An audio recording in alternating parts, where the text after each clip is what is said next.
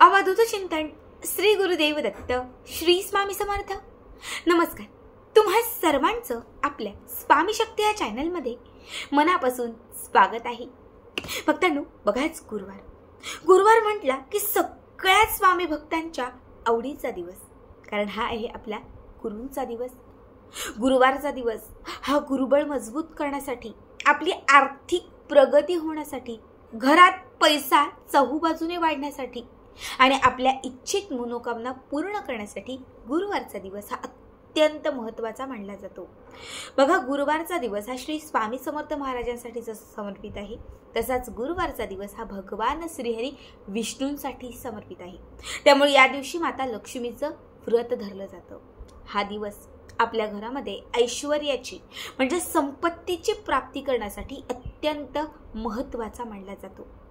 आज या व्हिडिओमध्ये मी तुम्हाला गुरुबळ मजबूत करण्यासाठी, घरात आर्थिक प्रगती वाढण्यासाठी, चहूबाजूने घरात पैशांचा ओघ आणण्यासाठी असे काही विशेष हळदीचे उपाय सांगणार आहे, जे गुरुवारच्या दिवशी तुम्ही जर करायला सुरुवात केली, कुठल्याही गुरुवारच्या दिवशी तुम्ही यापैकी एक जरी हळदीचा उपाय तुमच्या घरामध्ये केला तर तुमच्या घरात असणारी गरिबी, दरिद्रता कायमची घराबाहेर जाईल।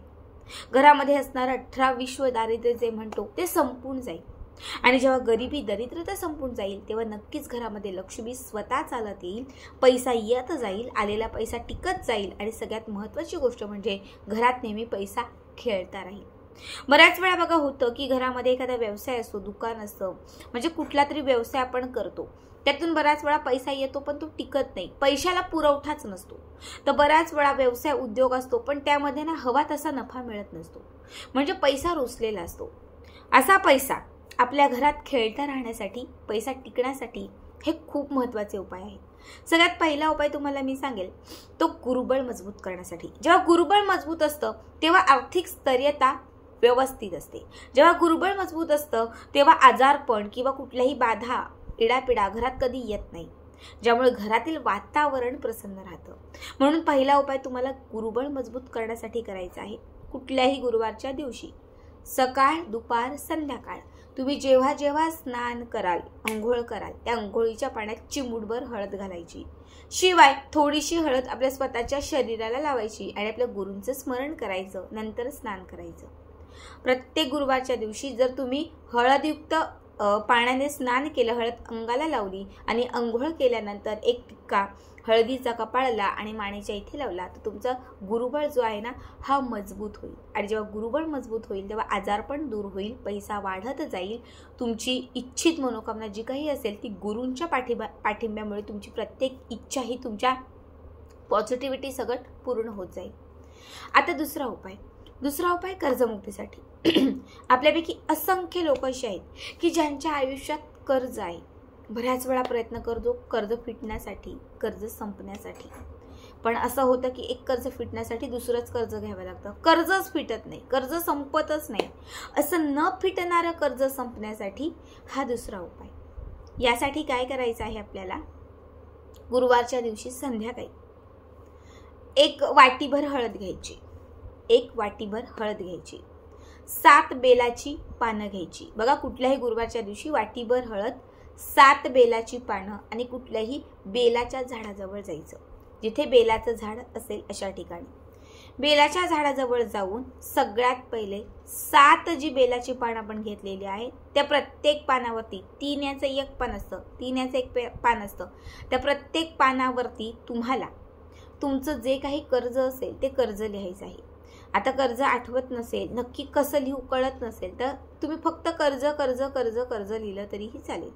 7 बेलपत्रांवरती तुम्हाला कर्ज कर्ज असं हळदीने लिहायचं आहे। हळदीत थोडं पाणी घाला, मिक्स करा आणि बेलाच्याच एखाद्या काडीने तुम्हाला त्या 7ही पानांवरती, 3 पान आहे तिघांवरती कर्ज, दुसरं पान घेतलं ते 3 पानं त्याला आहेत कर्ज, कर्ज कर्ज कर्ज, असं 7 घेतलेली पानं आहेत, 7ही पानांवरती एक एक तुम्हाला कर्ज कर्ज असं लिहायचं आहे।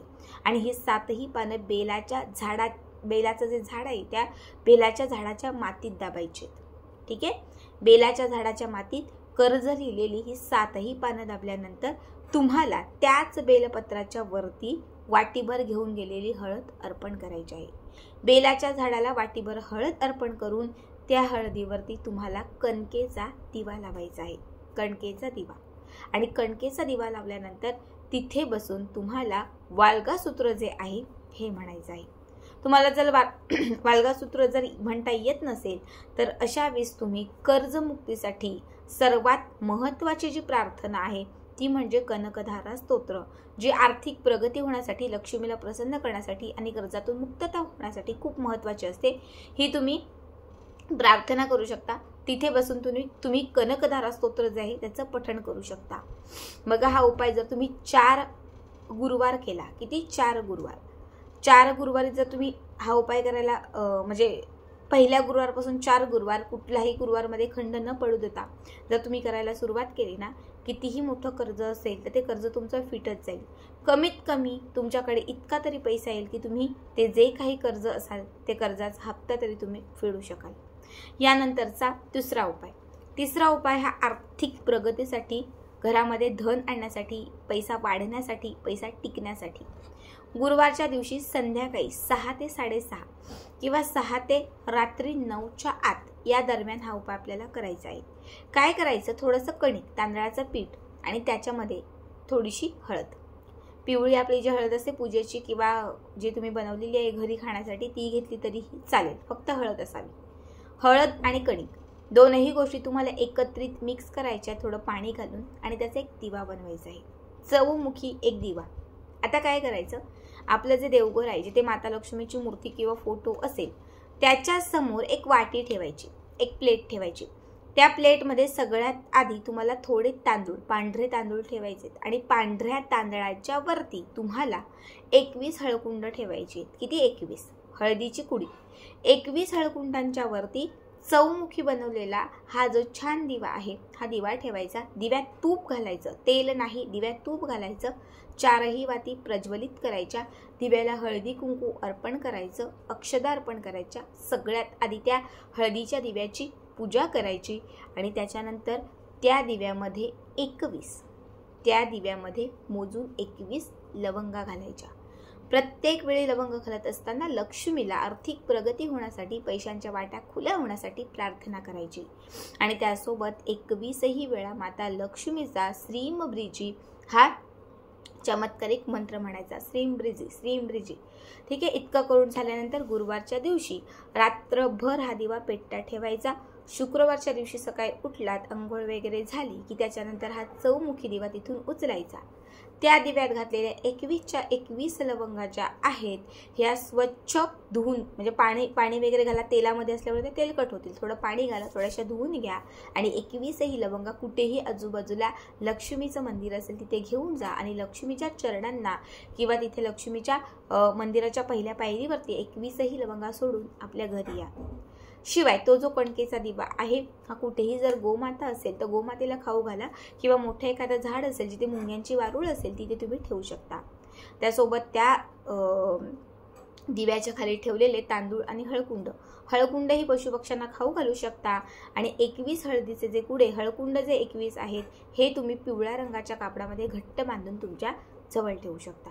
बघा, याने तुमची प्रगती होईल, पैसा येत जाईल, पैशांच्या वाट्या खुल्या होत जातील. हळद ही सकारात्मकता आणण्यासाठी, लक्ष्मीला प्रसन्न करण्यासाठी, भगवान श्री विष्णूंची कृपा प्राप्त करण्यासाठी हळद ही खूप प्रभावी असते.